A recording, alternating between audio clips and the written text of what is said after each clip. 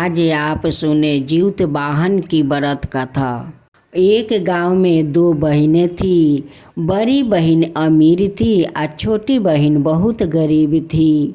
वो अपना गरीब ससुर के साथ में रहती थी। उनकी ससुर जो किसानी करता था उसी में वो अपना गुजारा करती थी। जिस दिन कमाई होता है उस दिन उनके घर में भोजन बनता है, जिस दिन कमाई नहीं होता है उस दिन उनके घर में भोजन नहीं बनता है। एक दिन छोटी बहन सोचने लगी कि ऐसे हमारा कब तक संसार चलेगा। ससुर जी जो कमाई होता है उस कमाई से तो मेरा संसार नहीं चलता है। हमारा दो बच्चा है, दोनों बच्चा को कैसे पोषण पालन करूँगी। एक दिन रीमा अपना ससुर से कहती है कि पिताजी ऐसे हम लोग के कब तक संसार चलेगा। ये दोनों बच्चा को हम लोग कैसे आदमी बनाएंगे। जो आमदनी आता है घर में उससे तो बच्चों को पेट नहीं भरता है। हम लोग क्या करें। अब तो वो रीमा बहुत चिंता में पड़ गई। एक दिन रीमा अपना ससुर से कहती है कि पिताजी मैं अपना दीदी का घर जाती हूँ। दीदी तो बहुत अमीर है, कुछ उनसे पैसा उधार लाता हूँ। बाद में हम लोग काम करके उनकी सारा पैसा चुका देंगे। उनकी ससुर कहते हैं कि बेटी हम लोग कहाँ से पैसा चुकाएंगे, हम लोग का तो उतना काम नहीं मिलता है, तो कहाँ से चुकाएंगे। फिर भी रीमा कहती है कि पिताजी ठीक है मैं जाकर देखती हूँ कि दीदी क्या कहती है। रीमा अपना दीदी के घर जाती है और दीदी से कहती है कि दीदी कुछ पैसा उधार दे दो, बाद में मेरे ससुर जी कमा कर तुम्हारा सारा पैसा दे देंगे। उनकी बहन कहती है कि देख रीमा इतना तो मेरे घर में पैसा नहीं है। देख मेरा घर में कोई काम करने वाला तो आदमी नहीं है, तू क्यों नहीं मेरा घर में काम कर लेती है। तेरा ऐसा ही संसार चल जाएगा, मैं कुछ कुछ दे दूंगी, तेरा संसार ऐसा ही चल जाएगा। रीमा बहुत खुश हो जाती है, कहती है कि ठीक है दीदी मैं तुम्हारा घर के सारा काम करूंगी। दीदी अपना सीमा के घर में काम करने लगती है।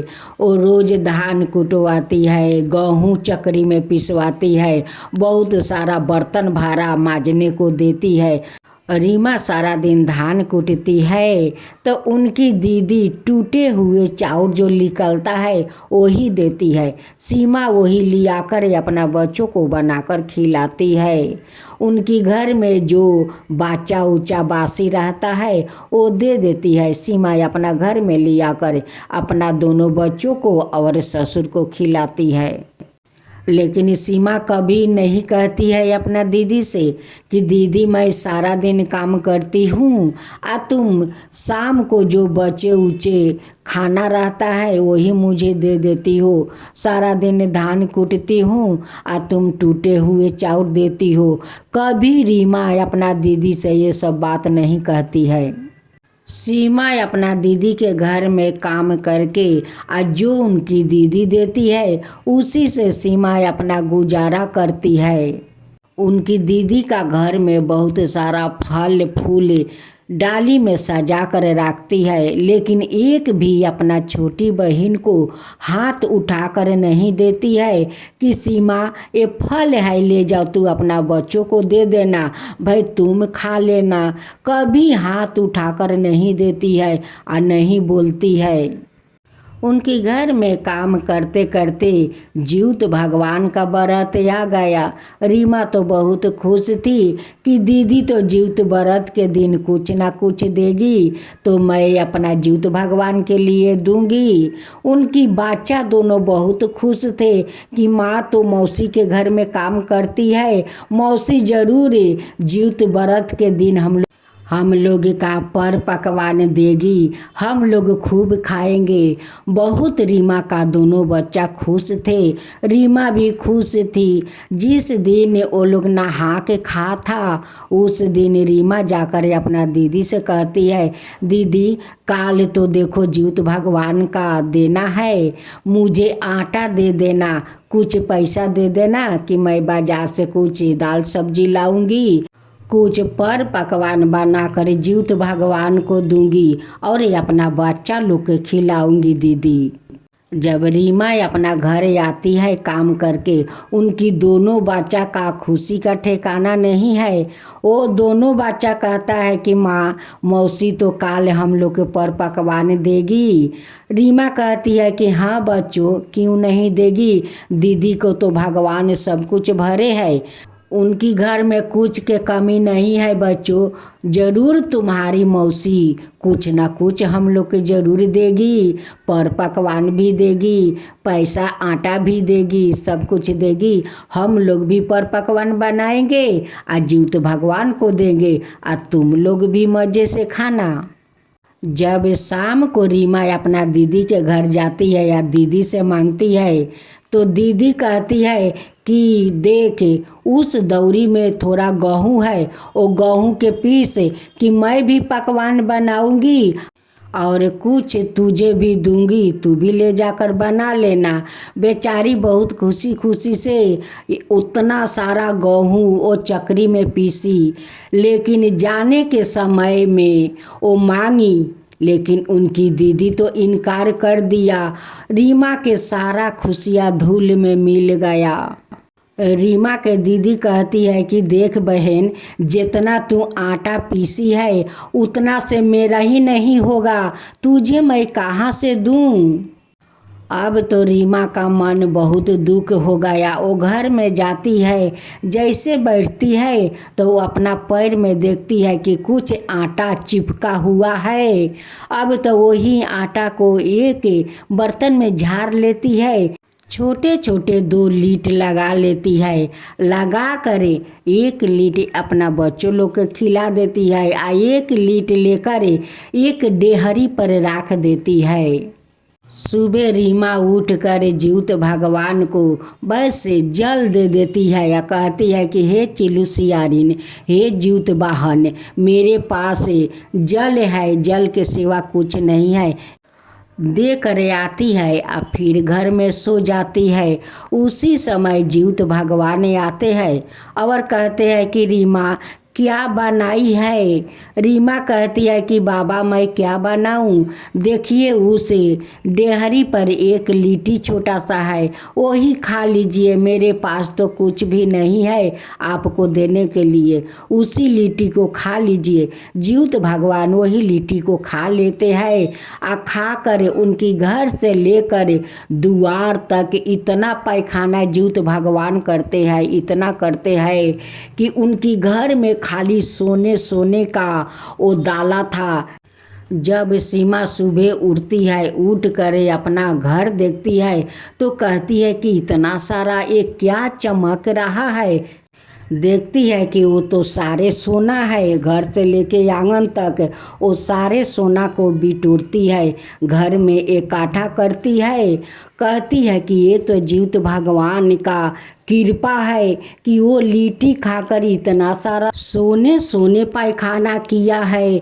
हे जीउत भगवान, आप तो बहुत दयालु है, आप तो बहुत कृपालु है, हमारा घर में इतना छोटा सा लिट्टी खाकर आप इतना पैखाना सोना कर दिया है कि मेरा घर तो भर गया है भगवान, मेरा घर तो भर गया है।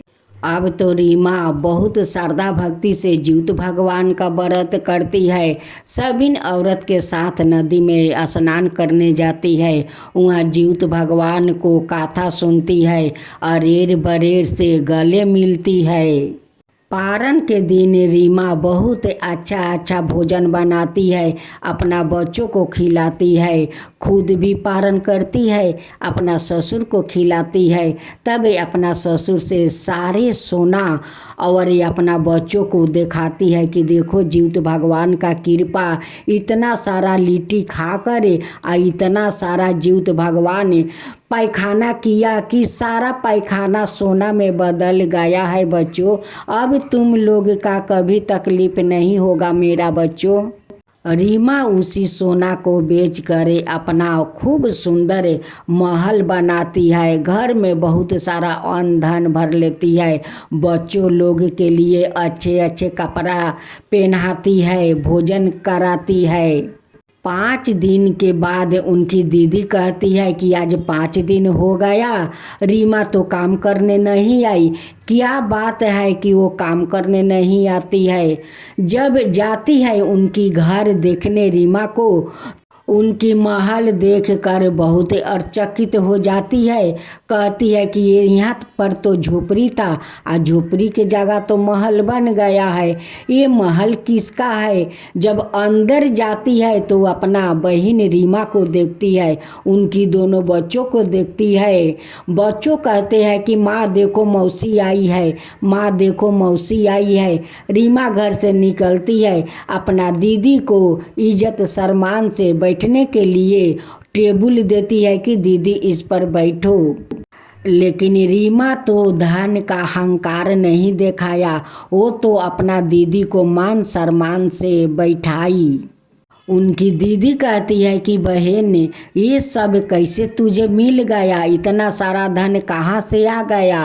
रीमा कहती है कि दीदी ये तो सब जीवित भगवान का चमत्कार है। तुम्हारा घर में तो मैं सारा दिन काम करती हूँ, सारा दिन तुम काम करवाती हो, धान कुटवाती हो, आटा पिसवाती हो, लेकिन जीवित व्रत के दिन तुम मुझे कुछ नहीं दिया दीदी। आटा तो पिसवाई लेकिन थोड़ा आटा में से मुझे नहीं दी। जब मैं घर में आकर बहुत उदास बैठी थी, तभी मेरा नज़र मेरे पैर पर पड़ा। देखती हूँ कि पैर के ताला में थोड़ा आटा चिपका हुआ है। उसी आटा को मैं छोटे छोटे लिट्टी बनाकर एक अपना बच्चों को दिया और एक लिट्टी डेहरी पर रख दिया। और सुबह में जीवित भगवान को बस खाली जल दिया दीदी। सुबह में जब जल देकर आकर मेरा आँख लग गया, तभी न जीवित भगवान आकर मुझसे खाने के लिए मांगते हैं। मैं वही लिट्टी बाबा को दिखा दिया कि वही मेरे पास है। बाबा वही लिट्टी खाकर आज देखो इतना मेरा घर में पैखाना किया कि सारे पैखाना सोना सोना बन गया। आज देखो मैं महल बना लिया, आज मेरे बच्चों नए नए कपड़ा पहनते हैं, अच्छे अच्छे भोजन खाता है। लेकिन दीदी कभी तुम अच्छा मुझे कभी नहीं दिया। कभी टूटे चावल देती हो तो कभी भूसी थोड़ा थोड़ा आटा लगा रहता है वो देती हो, कभी बासी भूसी देती हो। फिर भी दीदी मैं तुमसे कुछ नहीं कही, वही मैं लिया कर अपना ससुर और बच्चों को खिलाती थी। अब तो रीमा का दीदी उनकी घर दुआर धन दौलत देखकर बहुत असर्ज में पड़ जाती है। कहती है कि इतना सा लिट्टी खाकर जीवित भगवान इतना सारा सोना का पैखाना कर दिया कि उनकी घर का कभी धन शेष नहीं होगा। फिर अगला साल जीवित भगवान का व्रत आया। अब तो रीमा का दीदी कहने लगी कि मैं भी जाती हूँ रीमा का घर में काम करने, तो रीमा तो मुझे कुछ देगी। वो शाम को जाती है, कहती है कि रीमा कल तो जीवित भगवान का व्रत है, कुछ मुझे दे देना कि मैं जीवित भगवान को दे सकूं। रीमा कहती है कि दीदी मेरे घर में सब कुछ भरा हुआ है, तुम जितना खुशी उतना ले जाओ। आज जीवित भगवान के 2 दीदी तुम्हारा लिया, सब मेरे घर खुला है, तुम जो चाहो वो तुम ले जा सकती हो दीदी। देखो रीमा का मन कितना पुलिसकार है, वो अपना दीदी का सब कुछ देने के लिए तैयार है। लेकिन उनकी दीदी कितना कंजूस थी कि अपना बहन को जीवित भगवान को देने के लिए कुछ भी नहीं दिया। लेकिन रीमा अपना दीदी के जैसा व्यवहार नहीं किया। रीमा का दीदी कहती है कि बहन मुझे कुछ नहीं चाहिए, जब तू नहीं देगी तब मैं जाती हूँ। रीमा कहती है कि दीदी मैं कहाँ माना कर रही हूँ कि तुम मत लो, मैं तो कहती हूँ कि तुम्हारा जितना खुशी उतना ले जाओ, लेकिन वो नहीं लेती है और अपना घर चली जाती है। रीमा का दीदी अपना पैर में बहुत सारा आटा चिपका ली थी, जानबूझकर चिपकाई थी। वही जाकर घर में वो झाड़ कर वो भी लिट्टी लगा कर एक डेहरी पर रख देती है। सुबह जीवित भगवान को जल दे देती है। कहती है कि जल के सिवा तो मेरे पास कुछ नहीं है, ये जल है, आप जल लीजिए। वो जल देकर आती है या घर में सो जाती है। जब जीवित भगवान आते हैं कहते हैं कि क्या खाने के लिए रखी हो। वो कहती है कि मेरे पास क्या है भगवान, वही डेहरी पर एक लिट्टी है, वही जाकर खा लीजिए। अब तो जीवित भगवान जाकर वही लिट्टी खा लेते हैं। और लिट्टी खाकर इतना सारा पायखाना किया, इतना सारा पायखान कि घर में गंदगी इतनी फैल गई, इतनी कि घर में रहना मुश्किल हो गया था। अब तो रीमा के दीदी कहती है कि मेरा घर में तो इतना पायखाना जीवित भगवान किया है कि घर में रहना मेरा मुश्किल हो गया है, गंध से मैं नहीं रह सकती हूँ। अपना बहन रीमा का घर जाती है और वो सारा घटना अपना बहन को सुनाती है। रीमा कहती है कि दीदी तुम्हारा तो इतना भगवान धन दिया था, फिर भी तुम मेरे घर काम करने आई थी, जीवित भगवान के लिए मांगा, मैं तो सब कुछ देने के लिए तैयार थी, लेकिन तुम नहीं ली। देखो दीदी, कोई दुखी दुख करता है, दुख भगवान देखता है, सुखी को भी देखता है, दुखी को भी भगवान देखते हैं। मैं दुखे किया आज तुम सुखे की, तो देखो आज सुखे की तो भगवान तुम्हारा घर में नरक से भर दिया है। अब मैं दुखे किया तो मेरे घर में जीवित भगवान ने धन से भर दिया है। देखो दीदी, कोई आपका घर में काम करता हो, उनकी बारात सामने आ गया है तो उन्हें तुम मदद करो, उन्हें मत इनकार करो कि मेरा घर में कुछ नहीं है, सब कुछ भरे हुए होते भी तुम मुझे इनकार कर दिया। तो देखो आज देखो तुम कहाँ हो और मैं कहाँ हूँ। जाओ दीदी, जीवित भगवान से तुम माफ़ी मांग लो कि हे जीवित भगवान मुझसे बहुत बड़ा भूल हो गया है, मैं सूखे गया अपना बहन के घर में काम करने और पैर में बहुत सारा आटा चिपका कर लाई थी, उसी आटा को आपको लिए लिट्टी लगाया था। हे जीवित भगवान मुझसे बहुत बड़ा भूल हुआ है, मुझे माफ़ कर दीजिए। अगले साल से आपको श्रद्धा भक्ति से मैं व्रत करूंगी। अब गरीब दुखिया के सब कोई के दान करूंगी भगवान, सब कोई के दान करूंगी। अब किसी को व्रत में मैं इनकार नहीं करूंगी। हे जीवित भगवान मुझे माफ़ कर दीजिए। जीवित महाराज की जय हो, जीवित महाराज की जय हो।